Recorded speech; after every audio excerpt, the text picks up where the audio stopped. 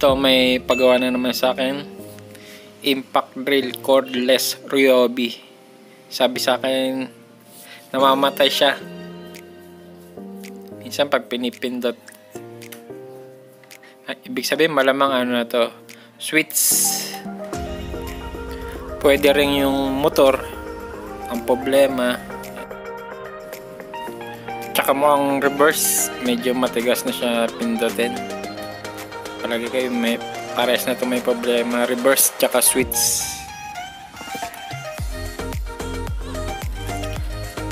Ang kadalasang problema ng mga cordless, minsan battery, switch, motor, o kaya charger.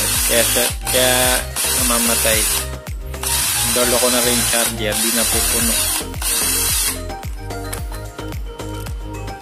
Nawawala, minsan nagkakaroon.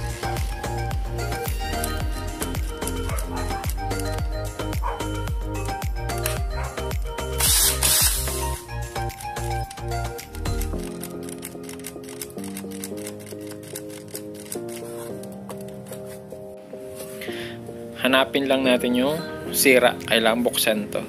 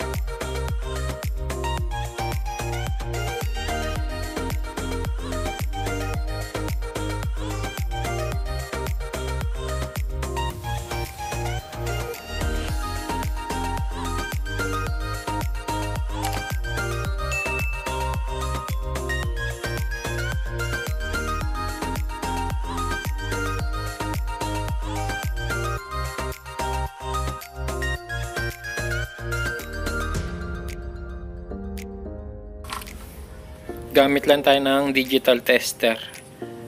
Set lang natin sa ohms 200 para malaman natin kung ano sira ng cordless na to.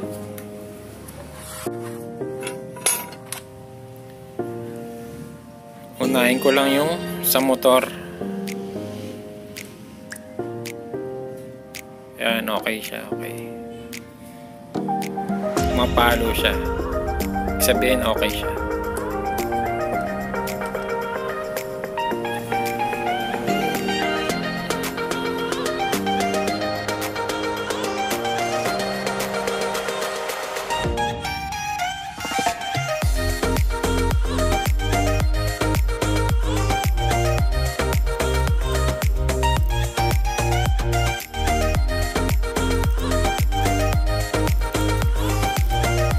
Minsan nagkakaroon siya, nawawala.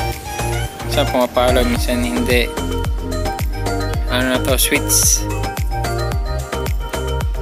Palitan na to ng switch.